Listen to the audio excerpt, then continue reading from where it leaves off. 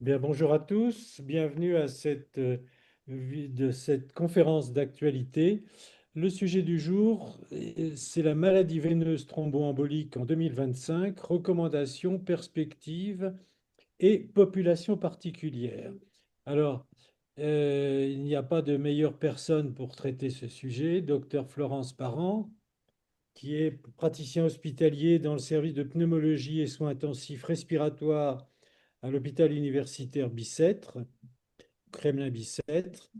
Ce service, c'est également le Centre national de référence sur l'hypertension pulmonaire sévère, unité INSERM U999, Université Paris-Sud. Euh, là, simplement pour dire que la maladie veineuse thromboembolique, c'est un sujet classique pour ce service depuis de nombreuses années. De nombreux essais cliniques sont sortis de ce service.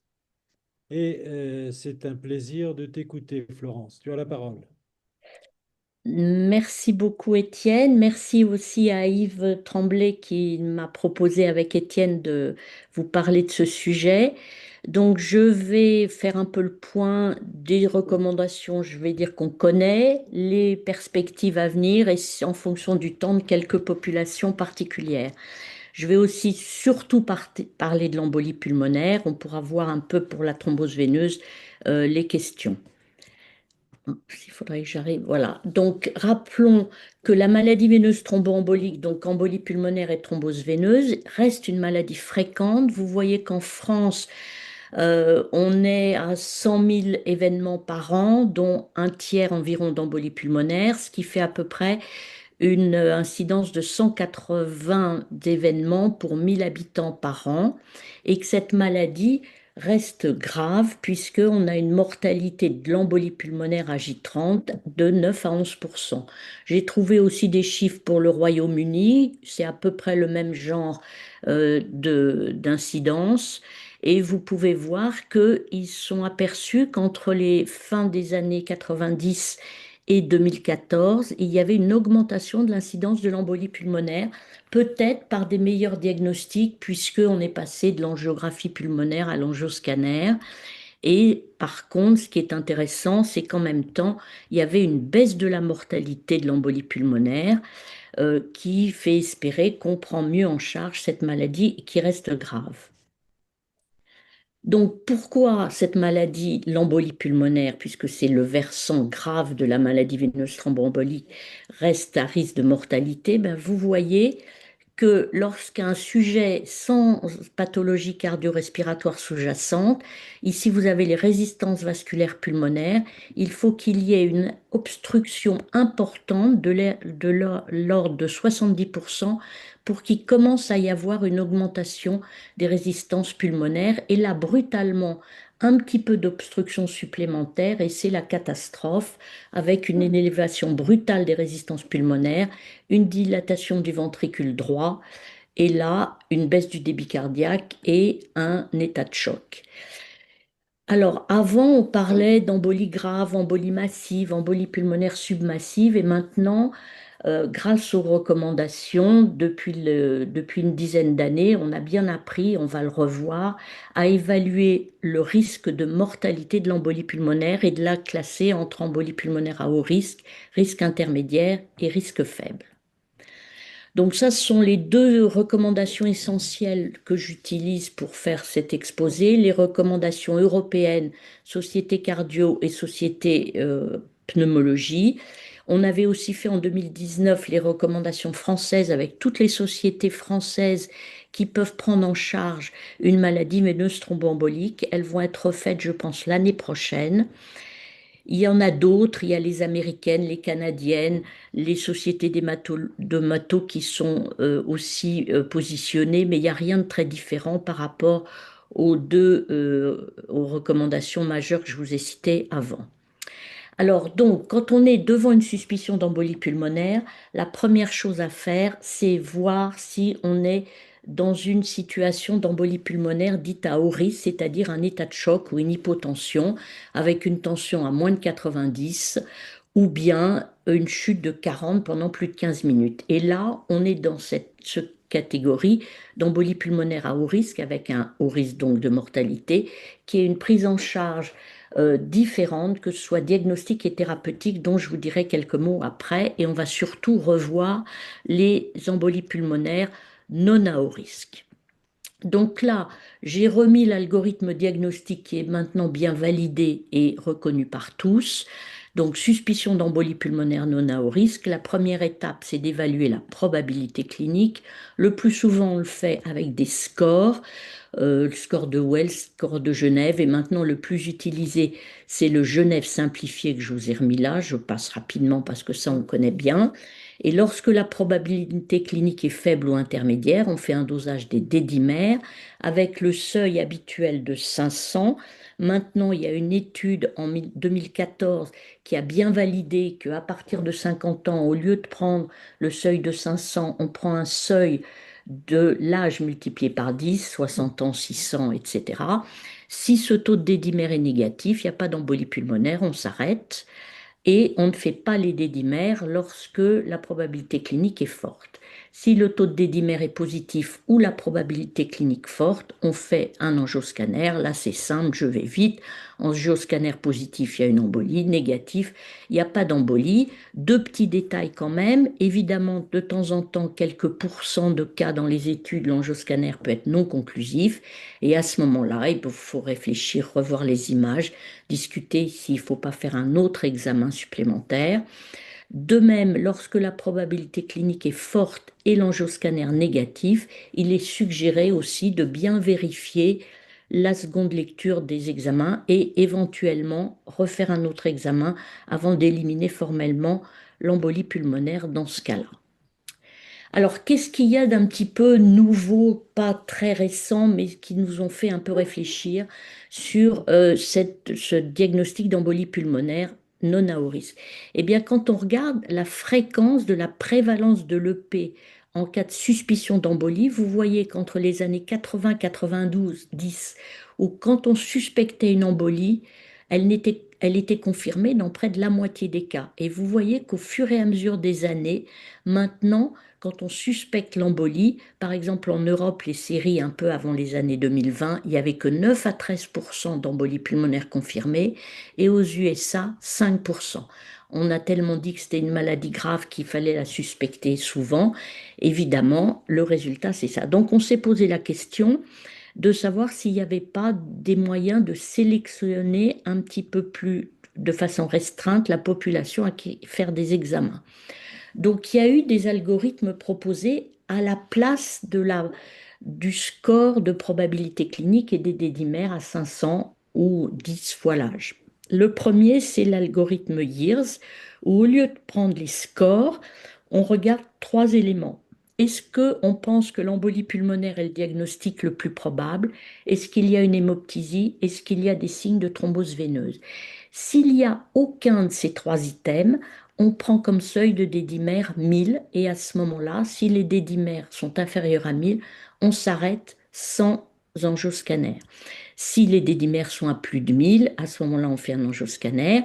Et si dès qu'il y a au moins un item, on fait l'angioscanner, enfin pardon, on fait les dédimères avec le seuil de 500 et après l'angioscanner en fonction du résultat. Donc, dans l'étude Princeps de cet algorithme, il y avait 14% d'angioscanners en moins de réalisés quand on compare avec les autres séries.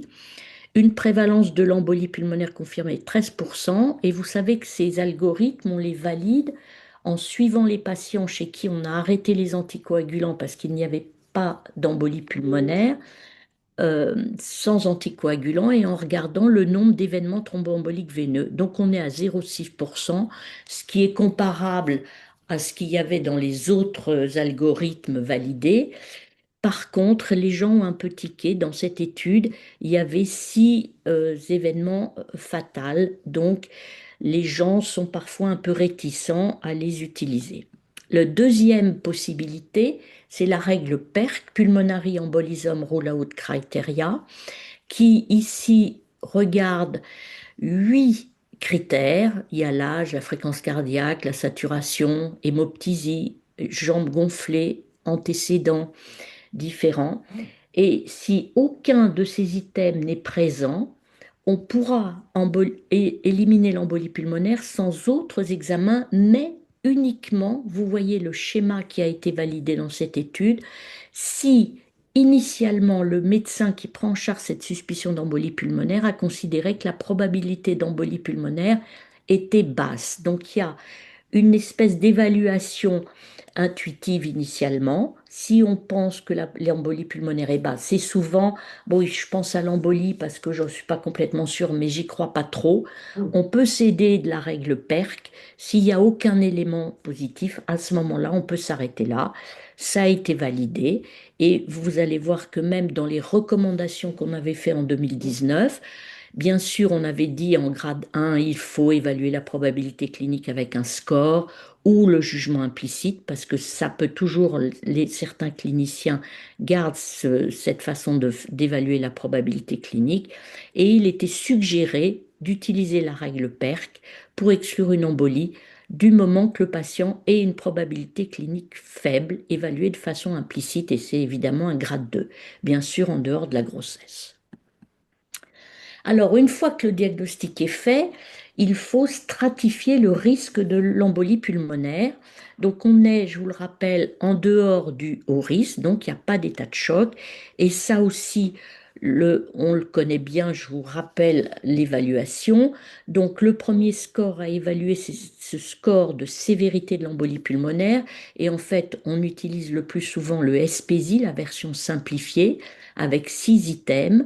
Et les études ont montré que si le SPSI était égal à 0, c'est-à-dire aucun de ces items, le risque de mortalité est à 1%, alors que dès qu'il y avait un item, par exemple, vous voyez une désaturation, une hypotension, une tachycardie, le risque était beaucoup plus élevé.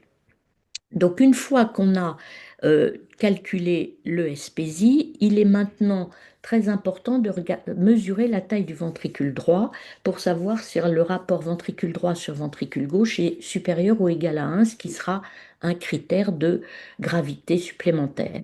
Alors, bien sûr, on n'a pas tous une échographie, un cardiologue ou un échographe qui peut nous donner la mesure du ventricule droit, mais il faut bien se rappeler que au scanner, le radiologue, il y a des coupes qu'il faut faire pour nous donner cette valeur. Et en fait, les radiologues devraient absolument, quand ils voient qu'il y a une embolie pulmonaire, quasiment dans le compte-rendu, nous donner le rapport VD sur VG. Donc, la suite de cette évaluation, on est dans le cas où SPSI égale à 0. Si le ventricule droit n'est pas dilaté, on va être en situation de risque faible, sous-entendu risque faible de mortalité. Si le SPSI est à 0, mais le ventricule droit dilaté, intermédiaire faible. Et si on est de l'autre côté du SPSI supérieur ou égal à 1, là, il faut regarder, ce qui est recommandé, c'est la taille du ventricule droit et de faire les biomarqueurs troponine et ou NT-proBNP. Si le SPSI est supérieur ou égal à 1, le VD dilaté, les biomarqueurs élevés, on est en intermédiaire fort qui correspond probablement à ces patients dont je vous ai parlé qui ont une obstruction notable et qui sont à risque de déstabilisation. Et s'il y a ni l'un ni l'autre ou un seul des deux en intermédiaire faible. Et le gros avantage de ces recommandations de 2019, c'est qu'ils nous ont aidés à la prise en charge et comment les prendre ces patients en charge. Donc, quand on est en intermédiaire faible, eh bien, on va discuter la prise en charge ambulatoire, on va en parler. Quand le patient a un risque intermédiaire fort, il faut qu'il soit en unité de soins intensifs au moins les premiers jours pour justement surveiller s'il n'y a pas une décompensation hémodynamique et sinon l'hospitalisation habituelle.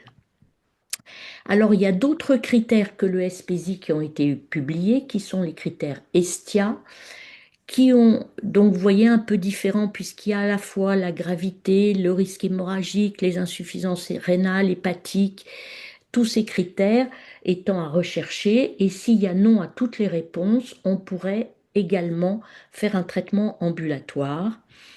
Donc, en résumé, pour discuter la prise en charge ambulatoire de ces embolies pulmonaires à faible risque, eh bien, on a le score PESI ou SPSI et ou les critères ESTIA qui permettent d'identifier des patients à faible risque de mortalité et de complications. Et dans ces deux types de critères, il y a des études qui ont montré que la prise en charge ambulatoire de ces patients était au moins aussi efficace et sûre que si les mêmes patients étaient en hospitalisation. Tout ça sous réserve que le VD ne soit pas dilaté à l'écho ou au scanner. Alors, il faut bien penser que certes, c'est sûr et efficace de faire une prise en charge ambulatoire, mais ce n'est pas, c'est suggéré aux patients. Il faut vérifier que le diagnostic est certain, évaluer les facteurs de risque de saignement, mais de l'environnement social. Il faut une éducation. Le patient va sortir sous anticoagulant, même avec l'intérêt des AOD qui sont plus simples à prendre en charge en externe. Il faut une éducation et puis il faut que le patient ait un suivi organisé. Ça nécessite de mettre en place un parcours de soins avec, par exemple, un rendez-vous avec le médecin généraliste organisé, un contrôle à l'hôpital au bout de quelques semaines, par exemple. Alors, quelques mots sur l'embolie pulmonaire à haut risque. Donc, comme je vous l'ai dit, là, c'est une urgence diagnostique et thérapeutique. Le patient est pris en charge en réanimation en unité de soins intensifs, un traitement symptomatique de l'état de choc. Et là, il y a deux possibilités. Soit le patient est un peu stabilisé et on peut l'amener à l'angioscanner et là, le diagnostic est confirmé ou pas. Si le diagnostic est confirmé, il va y avoir une indication, un traitement de désobstruction artérielle pulmonaire. Soit le patient reste très précaire, on ne peut pas l'amener à l'angioscanner. Il faut s'aider de l'échographie cardiaque qui soit peut montrer un autre diagnostic que l'embolie pulmonaire, qui peut montrer des caillots, des thrombies dans les cavités cardiaques droites, ce qui signe le diagnostic. S'il n'y a pas de dilatation du ventricule droit, ce n'est pas une embolie pulmonaire qui est responsable de l'état de choc et il faut chercher un autre diagnostic. Et dans s'il y a une dilatation du ventricule droit, que le patient reste dans un état précaire, on peut être amené, quand le contexte clinique est évocateur d'embolie, à discuter d'emblée un traitement des obstructions artérielles pulmonaires sans avoir d'angioscanner. Alors, le traitement des obstructions pulmonaires de référence, c'est la thrombolyse. Donc, en l'absence de contre-indication, indiquée dans les embolies pulmonaires à haut risque. S'il y a des contre-indications à la thrombolyse, on a deux autres possibilités, l'embolectomie chirurgicale ou la reperfusion percutanée mécanique endovasculaire avec des systèmes qui vont pulvériser et liser le thrombus dans les artères pulmonaires qui sont en général proximaux. Bien sûr, ça nécessite des moyens locaux de faire l'une de ces euh, possibilités. Alors, est-ce qu'il y a d'autres indications à la thrombolyse? Longtemps, on a discuté l'indication dans les embolies pulmonaires à risque intermédiaire élevé.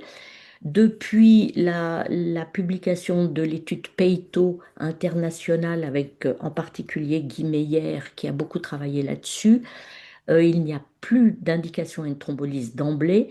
Cette étude avait randomisé des patients qui avaient une embolie pulmonaire à risque intermédiaire élevé entre thrombolyse par technéplase ou héparine non fractionnée. Et si dans le groupe héparine non fractionnée, il y avait une aggravation hémodynamique, il y avait une thrombolyse secondaire. Et avec cette façon de prendre en charge les patients, il n'y avait pas de différence significative en termes de mortalité entre le groupe thrombolyse d'emblée ou pas de thrombolyse ou thrombolyse secondaire si aggravation hémodynamique.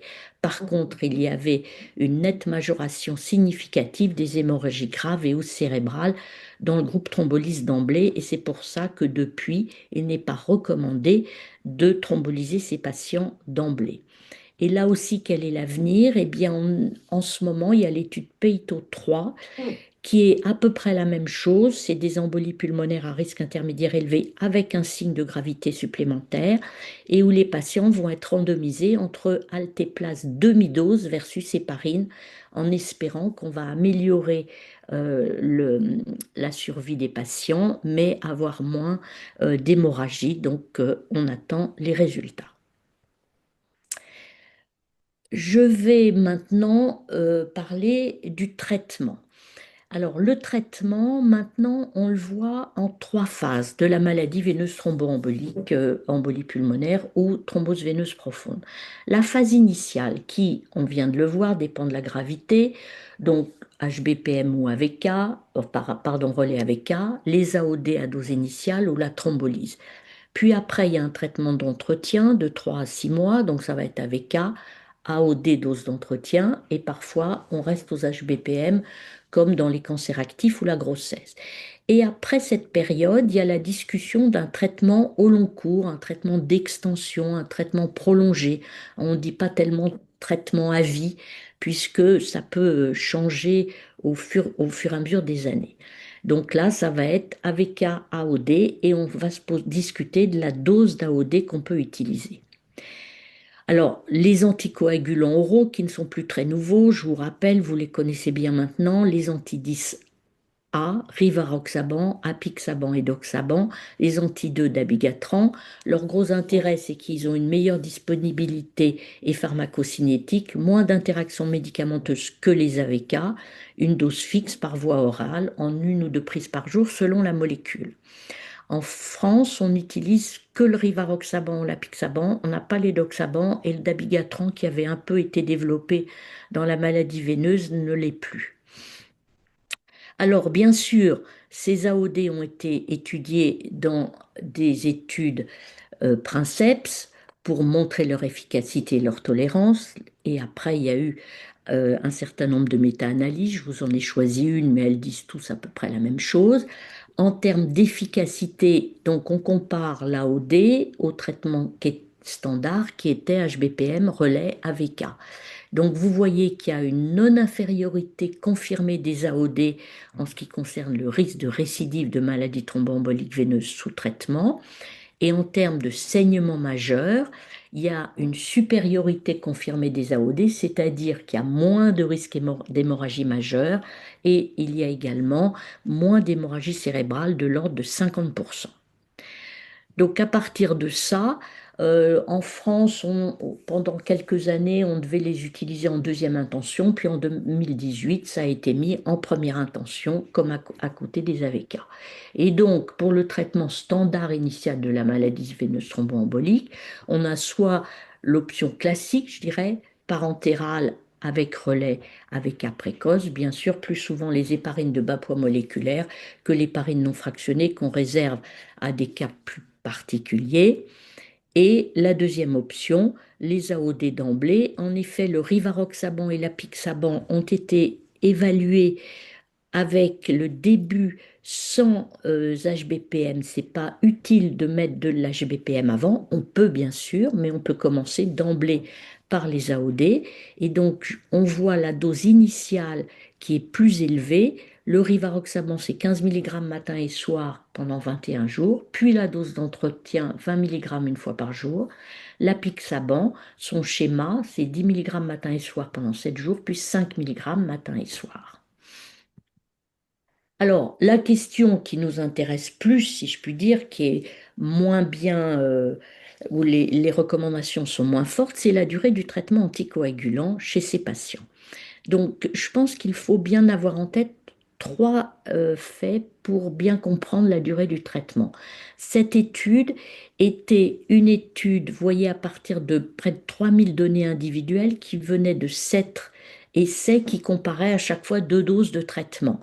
Et donc, ils ont un peu repris toutes ces données et vous voyez que ici en bleu, des patients qui ont été traités 1 mois ou 1 mois et demi, on les suit pendant plusieurs années, enfin souvent en moyenne 2 ans, et ils font plus de récidives que tous les autres qui sont soit traités 3 mois avant l'arrêt des traitements, ou 6 mois, ou 1 an. Et donc à partir de cette étude, on a considéré que la durée minimale de traitement, c'était 3 mois. Après, qu'est-ce qui explique qu'à l'arrêt du traitement, il y ait plus ou moins de récidive, puisque c'est ça la question pour la durée du traitement.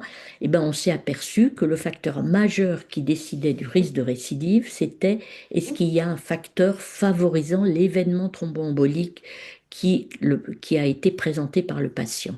Quand celui-ci a été provoqué par une chirurgie, vous voyez pas de récidive. Quand celui-ci a été provoqué par des facteurs de risque mais non chirurgicaux, il y a un peu de récidive, je dirais, intermédiaire. Et quand le premier événement, il n'y avait aucun épisode aucun facteur, pardon, favorisant, on a un risque de récidive qui va quasiment à 20% à 2 ans. Troisième chose qu'il faut bien comprendre, donc vous avez compris et vous savez que c'est les épisodes non provoqués qui récidivent le plus, donc c'est chez ces patients-là qu'on va se poser la question d'un traitement prolongé. On s'est dit quand même, est-ce que si on les traite 2 ans, quand on arrête le traitement à 2 ans, est-ce que ça ira pas mieux et moins de récidives que si on les traite que 6 mois? Et c'est Francis Coutureau, qui est français, qui a fait cette étude où les patients étaient randomisés versus placebo, donc en aveugle, et il y avait un premier groupe qui était traité 6 mois après un premier épisode non provoqué, et le deuxième groupe 24 mois. Et ici, vous avez la courbe de récidive à l'arrêt du traitement. Là, c'est donc les patients qui ont été traités que 6 mois, et vous voyez qu'on retrouve nos 20% hein, de récidive à peu près à un peu plus de 3 ans. Les patients qui ont été traités 18 mois de plus, ici vous avez l'arrêt du traitement et vous voyez que les patients récidivent et qu'à peu près 2 ans plus tard, les courbes se sont rejointes.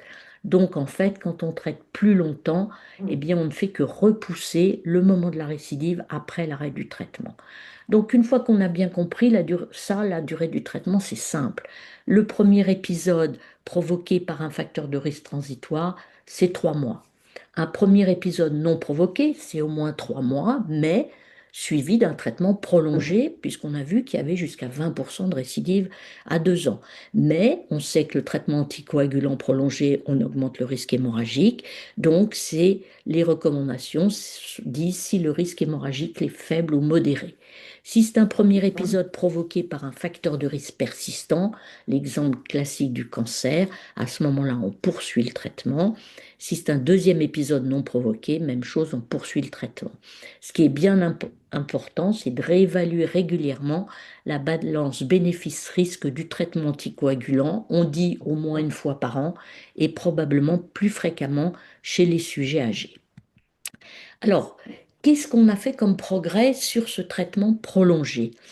En fait, on se dit, est-ce qu'on peut pas, puisqu'on a passé déjà 6 mois ou 12 mois, diminuer un peu le traitement anticoagulant?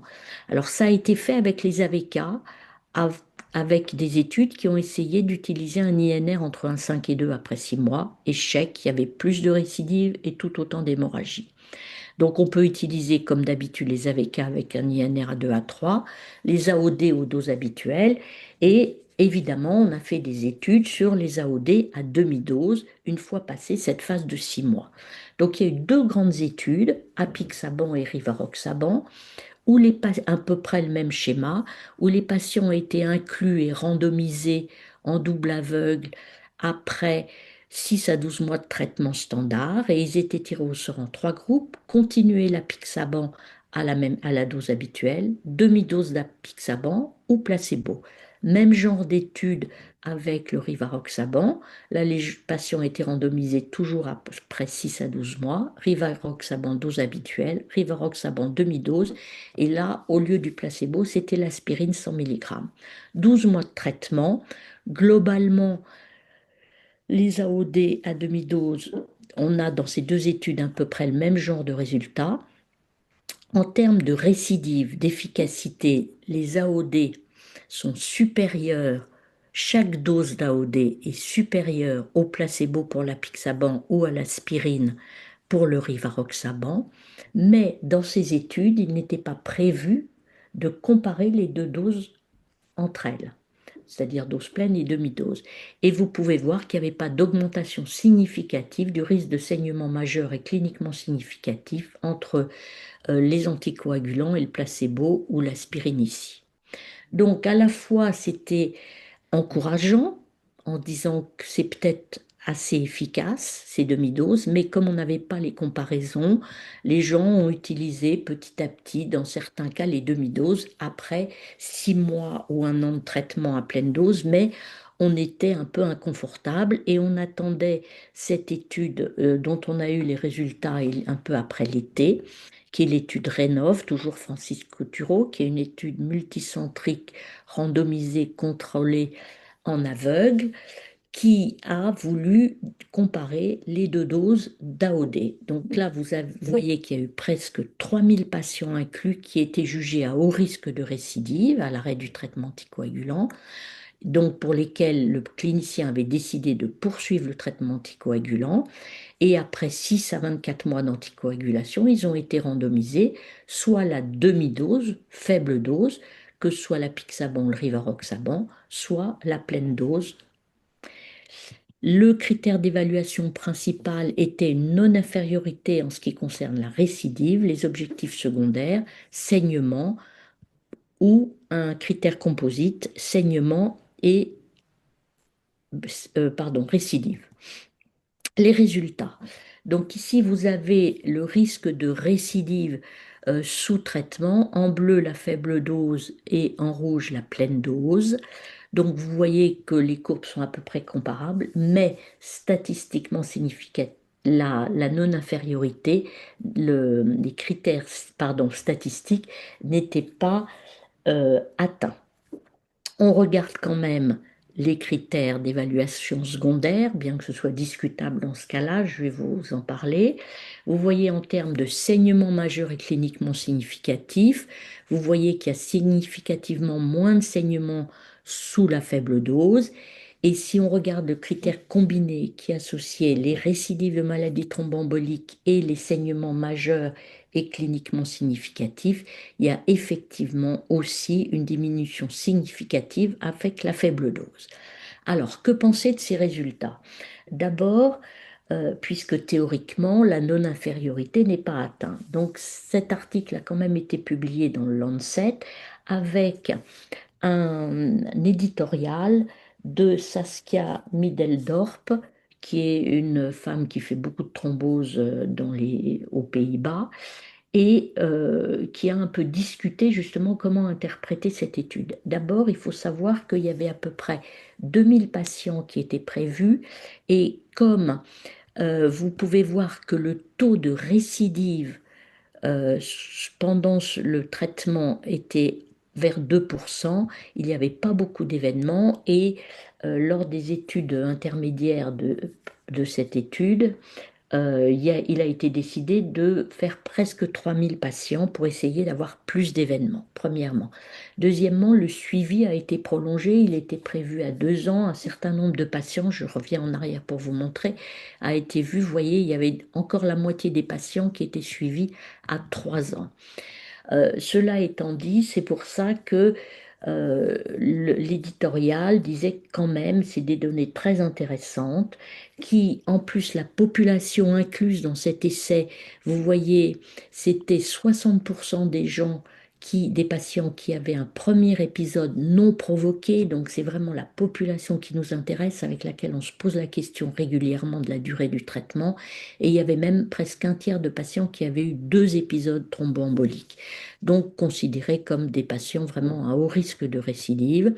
C'est pour ça que ça fait un argument supplémentaire pour confirmer l'intérêt de la demi-dose après au moins 6 mois de traitement. Vous avez vu qu'il y a moins de saignements demi-dose versus pleine dose, hein, bien que on est dans une étude où le critère d'évaluation principal n'a pas été validé. Et donc, c'est quand même une étude qui va nous aider à prendre en charge ces patients en diminuant le risque de saignement. Et on va voir les nouvelles recommandations. Alors, je voudrais vous parler aussi d'une population particulière où il y a eu aussi un peu des nouveautés. C'est la maladie thromboembolique veineuse associée au cancer.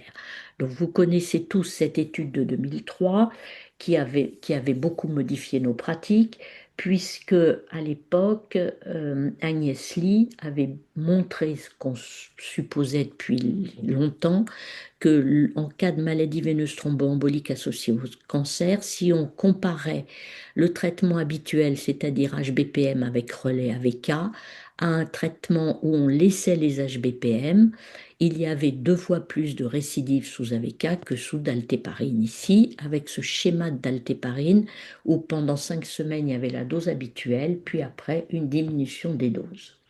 La mortalité n'était pas différente et je ne vous ai pas mis la courbe des saignements n'était pas différente. Et à partir de cette étude-là, il y a eu d'autres études qui ont retrouvé la même chose avec d'autres héparines de vapeur moléculaire.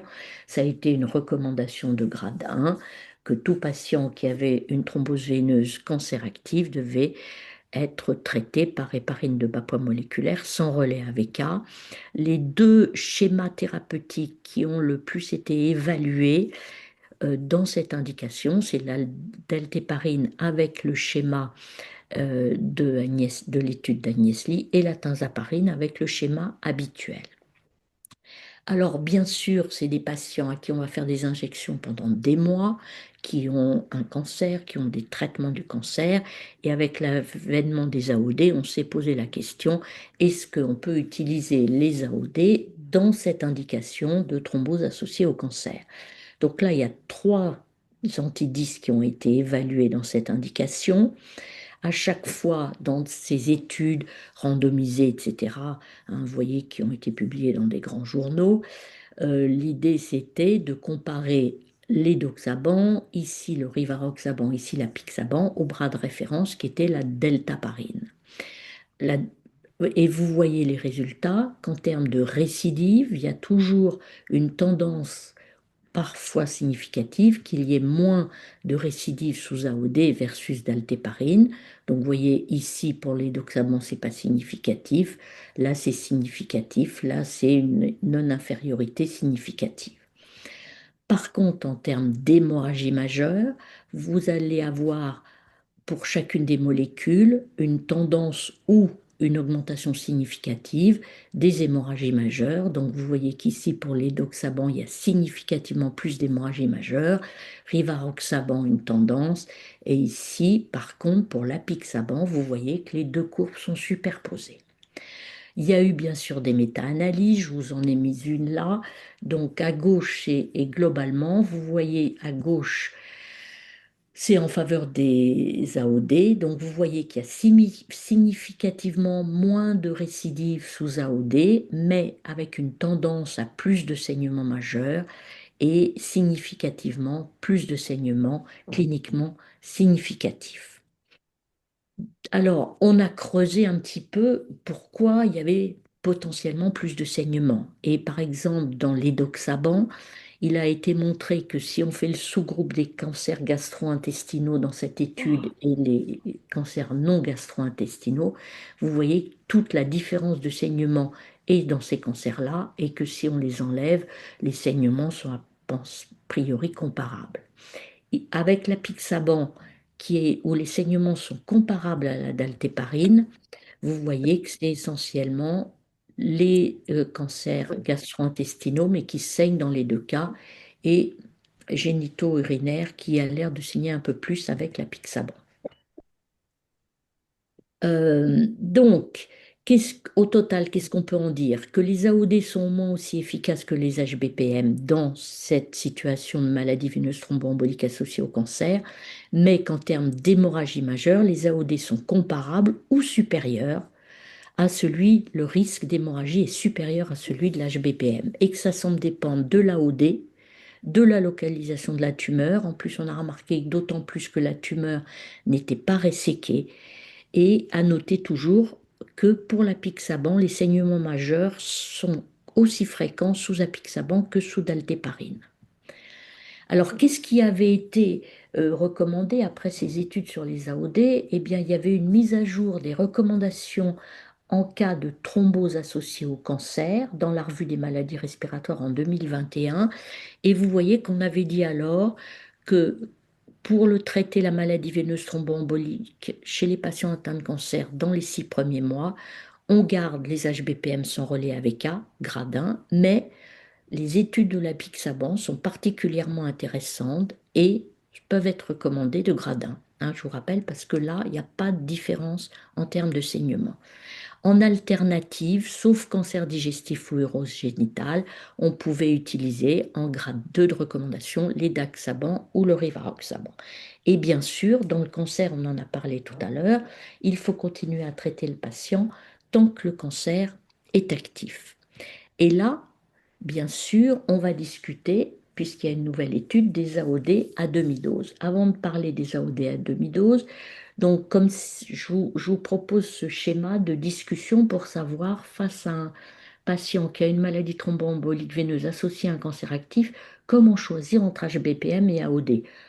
HBPM, c'est la référence. Si on hésite, c'est HBPM. Mais c'est sûr qu'au bout de quelques temps, on se dit si on peut être soulager le patient à lui éviter une injection, on peut réfléchir. Donc, c'est un peu tiré à la fois des recommandations des sociétés oncologiques européennes, américaines, mais je trouve que cet arbre est pas mal fait. Donc la première chose à se poser, c'est est-ce qu'il y a un risque hémorragique particulier? Vous regarderez tranquillement pathologie gastro-intestinale, thrombopénie, etc. Si oui, on va aux HBPM. On sait bien mieux les manier. S'il y a des thrombopénies induites par la chimiothérapie, il y a des recommandations claires, c'est mieux.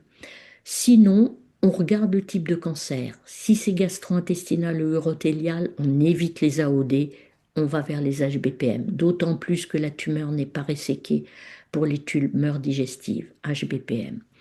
Si ce ne sont pas ces tumeurs-là, on regarde les interactions médicamenteuses parce qu'avec les AOD, il y en a. On prend éventuellement l'avis des pharmacologues de l'hôpital et on peut proposer les AOD. On peut, si on hésite, on peut parler en RCP thrombose. Donc, après les 6 mois, encore plus, nos patients qui avaient une injection une fois par jour, déjà, on commençait à faire des relais par un anticoagulant oral quand il n'y avait pas eu de problème hémorragique. Et vous voyez qu'en 2021, quand il y avait eu les recommandations, pardon, c'est 2021, on se réservait le droit de grade 2 à passer aux AOD. De toute façon, parfois on repassait aussi euh, aux AVK. Maintenant, il y a un peu comme l'étude Rénov, mais pour la maladie veineuse thromboembolique associée au cancer, cette étude APICAT, dont on a eu les résultats également il y a quelques mois, qui a à peu près le même schéma. C'est des patients qui ont une maladie thromboembolique veineuse associée au cancer, qui ont été traités 6 mois par HBPM ou AOD, peu importe, et qui au bout de 6 mois sont randomisés entre la pleine dose d'apixaban et la demi-dose d'apixaban pendant 12 mois. Objectif principal, non-infériorité en termes de récidive. Objectif secondaire, saignement majeur et cliniquement significatif. Et là, vous voyez les résultats. On a une non-infériorité en termes de récidive entre la demi-dose et la pleine dose, et en termes de saignement, une supériorité, puisqu'il y a significativement moins de saignement sous dose réduite que pleine dose. Donc ça, c'est vraiment très intéressant, avec, je ne me rappelle plus, près de 2000 patients inclus. Donc, il y a ce schéma qui a été publié sur cette étude que je trouve pas mal. Donc, on a une thrombose associée au cancer. Pendant 6 mois, les 6 premiers mois, on traite soit par HBPM, mais on a vu qu'il y avait une place pour les AOD, pleine dose. AOD, attention aux associations médicamenteuses, au cancer digestif et urologique. Et après, tant que le cancer est actif, il faut continuer. On a la possibilité d'utiliser la demi-dose. L'avantage, c'est qu'on ne perd pas en risque de récidive et on gagne en risque d'hémorragie. Donc, c'est paraît très intéressant et on va attendre des changements de pratique et et ce qui va apparaître dans les recommandations. Alors, en conclusion, je me suis permis de vous remontrer les algorithmes de prise en charge de l'embolie. Ce qui est très important, c'est cette évaluation du risque initial. Pour les patients à faible risque, la prise en charge ambulatoire est possible, mais attention à l'éducation, la mise en place de consultations de suivi, de décision de durée du traitement anticoagulant. Fibrinolyse, elle est bien codifiée dans les embolies pulmonaires à haut risque et on attend les résultats de l'étude PEITO 3. La place des AOD est de plus en plus importante, on connaît de mieux en mieux ces molécules et l'intérêt des demi-doses pour les traitements prolongés avec très probablement une diminution du risque hémorragique. Je vous remercie de votre attention. Si on a encore, je regarde l'heure, oui, on a encore quelques minutes. Je vous rappelle aussi une population que j'aime beaucoup, qui m'a beaucoup intéressée, c'est la grossesse. Donc, ce qui est important, vous savez que l'embolie pulmonaire et les thromboses veineuses sont fréquentes pendant la grossesse. Il faut se rappeler qu'il faut faire le diagnostic et que vous voyez que les doses d'irradiation avec un angioscanner ou une scintigraphie sont très faibles devant le seuil d'irradiation fétale. Donc, il ne faut pas avoir peur de faire un angioscanner quand on suspecte une embolie pulmonaire. Bien sûr, maintenant, depuis un peu en 2018 et en 2019, on a eu deux études de diagnostic, d'algorithmes diagnostiques spécifiques chez la femme enceinte qui ont été validées et qui ont bien montré, vous voyez, c'est en fait des algorithmes diagnostiques qui ressemblent quasiment en dehors de la grossesse avec les dédimères, l'angioscanner quand les dédimères sont négatifs. La seule chose qui a été rajoutée, c'est l'échographie veineuse, puisque si on a une thrombose veineuse profonde à l'échographie veineuse en cas de suspicion d'embolie pulmonaire, le diagnostic est fait et on peut s'arrêter là. Et ça, c'est l'étude Artemis dont je vous ai parlé tout à l'heure avec les dédiméramyles. Elle a aussi été validée pendant la grossesse avec juste un ajout de l'échographie veineuse s'il y a des signes de thrombose veineuse qui évite de faire quelques angioscanners. Et vous voyez que dans ce groupe-là, il y avait 39% d'angioscanners qui n'avaient pas besoin d'être faits et ici 13%. Et vous savez que le traitement, c'est HBPM. Voilà, comme ça j'aurais fait deux populations particulières. Je vous remercie et je suis à vous si vous avez des questions. Ben, merci beaucoup, Florence, pour cet exposé. Moi, je ne suis pas un spécialiste de ça, mais si j'avais été un spécialiste, je me serais dit quoi dire après. Et donc, merci beaucoup. Il y a une question dans le chat, mais je vois que tu as déjà répondu en partie, mais peut-être pas au complet. C'est notre ami Louis-Philippe qui demande, y a-t-il de nouveaux développements dans le traitement de l'embolie pulmonaire chez la femme enceinte? Oui, ça, tu viens de répondre, mais dans les populations avec obésité morbide. Alors, à ma connaissance, il n'y a pas d'autres études. C'est vrai qu'il y a eu beaucoup d'études sur le diagnostic parce qu'on se rendait compte que c'était difficile pour les gens, pas très bien fait. Pour l'instant, on est resté vraiment HBPM. Alors, les obésités morbides, c'est ça un petit peu la difficulté. C'est que bah, c'est en général ce qui a été montré.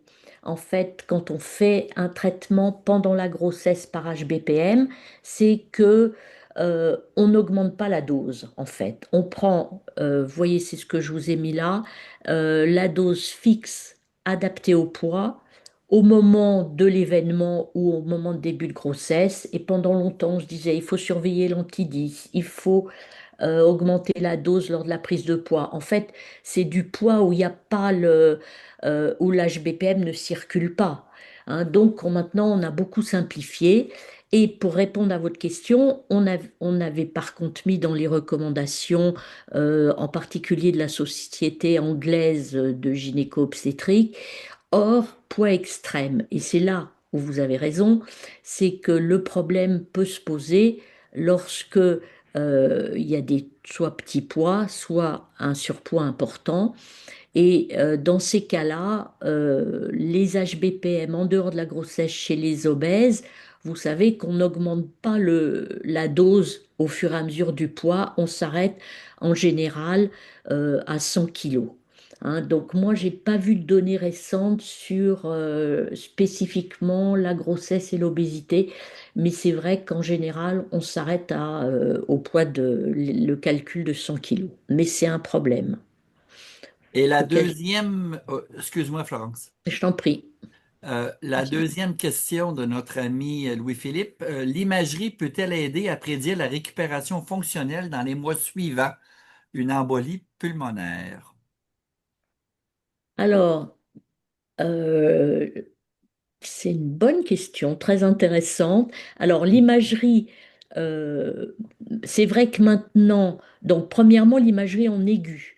C'est-à-dire que quand on regarde l'angioscanner, effectivement, c'est quelque chose dont j'ai pas parlé.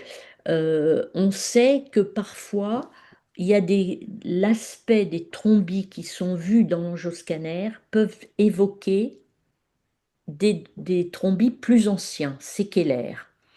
Donc, parfois, souvent quand il y a d'ailleurs des embolies pulmonaires avec une tolérance hémodynamique qui est intermédiaire élevée, voire pas très bonne, on s'aperçoit en angioscanner qu'il y a du caillot frais, c'est vrai qu'on le voit bien, qui est endoluminal, euh, et par contre qu'il y a aussi des épaississements au niveau des artères pulmonaires qu'on interprète comme des caillots plus anciens et donc qui peuvent faire penser qu'il y aura peut-être des séquelles qui vont rester. Et c'est peut-être chez ces patients-là qui peut, au fil des années, s'installer une hypertension pulmonaire thromboembolique chronique. Et donc ça, l'aspect sur l'angioscanner initial peut se voir. Après, une deuxième réponse, c'est que avant, quand j'allais dire on était riche et qu'on faisait beaucoup d'argent, beaucoup d'examens, on avait à un moment, quand on arrêtait le traitement d'une embolie pulmonaire, on refaisait soit une scintigraphie pulmonaire, soit un angioscanner, même parfois chez des gens un peu plus âgés, et on regardait s'il restait des thrombis. Ça, on ne le fait plus. Mais on recherche s'il y a des séquelles de cette embolie pulmonaire, si les patients gardent des symptômes. En gros, s'ils restent essoufflés. Et là, s'il reste essoufflé après une embolie pulmonaire, on va refaire de l'imagerie pour essayer de voir s'il y a des thrombes séquelaires à l'angioscanner ou à la scintigraphie pulmonaire et éventuellement une hypertension pulmonaire débutante thromboembolique chronique, comme on l'appelle. Donc, j'avais mis comme ça, je vous ai mis des diapos en plus que je pourrais vous envoyer. Vous voyez que c'est le suivi après une embolie. Donc, on le recherche que s'il y a des signes et essentiellement la dyspnée, mais ça peut nous montrer des thrombies résiduelles. Merci. J'en profite avant de passer la parole à Étienne que la conférence est enregistrée et qu'elle va être déposée sur notre chaîne YouTube. Donc, pour ceux qui ont manqué le début, qui veulent l'écouter en différé, il n'y a pas de souci, tout va être là. Étienne, je te passe la parole.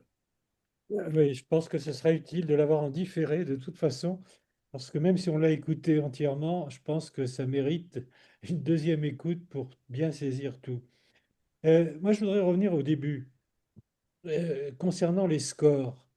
Et je voulais te demander, Florence, à tes étudiants, quand tu leur parles pour la première fois d'embolie pulmonaire, tu parles de enfin, de la maladie thromboembolique.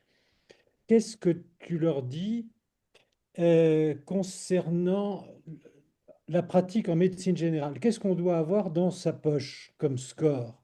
Avant, on disait, bon, il faut le score de Wells ou le score de Genève, le score simplifié de Genève.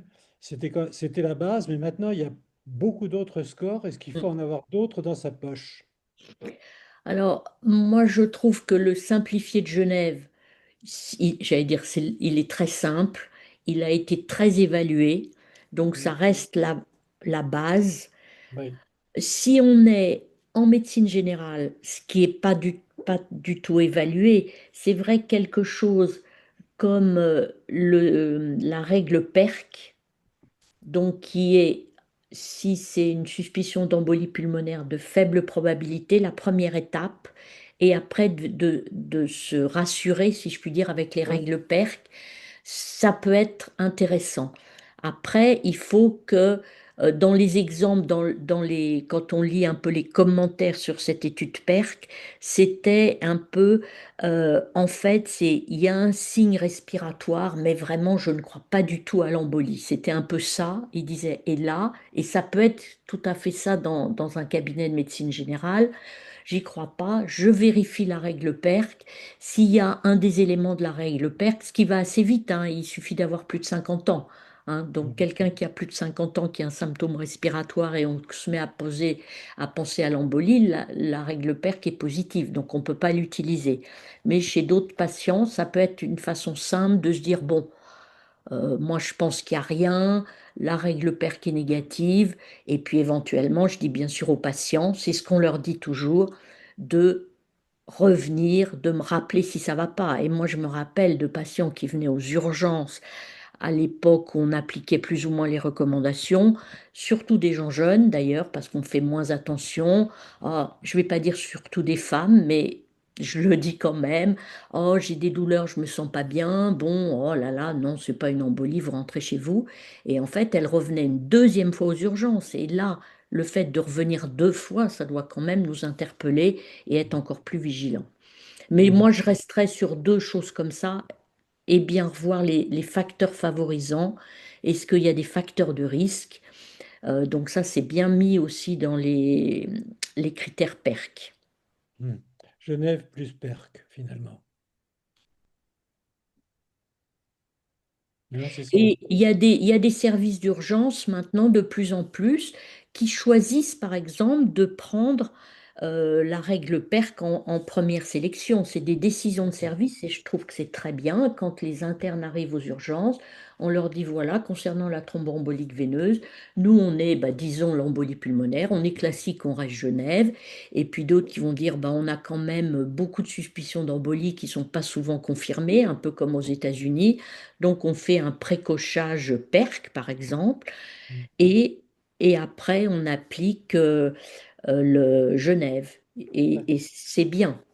Moi, je pense que c'est comme ça qu'on peut avancer. Et puis, il y a des études encore, en particulier Pierre Maréroy à Angers, française multicentrique, qui étudie encore différentes, qui essaye de comparer les différentes techniques. Donc ça, on aura encore des résultats là-dessus. Oui. Enfin, le score de Genève, la règle PERC, c'est quand même applicable partout, finalement. C'est ça Oui, l'intérêt. Hein. oui. Mais il faut bien dire PERC avant, c'est des patients de faible probabilité. Il y a une espèce de présélection Oui, oui, par oui. par le médecin. Mhm. Alors, Est-ce- moi j'aime bien la probabilité clinique intuitive, mais ça c'est pour les vieux comme moi. Je Ben oui, m'amuse à mais comparer. oui, c'est pour ça. Enfin, Mais les c'est- jeunes aiment moins.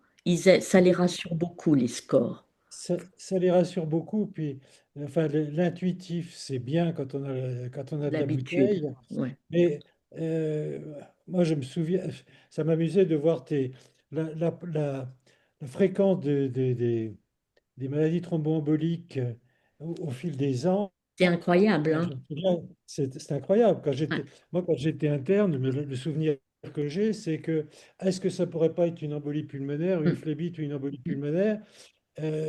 Dès qu'on se posait la question, on avait gagné, mm. pratiquement.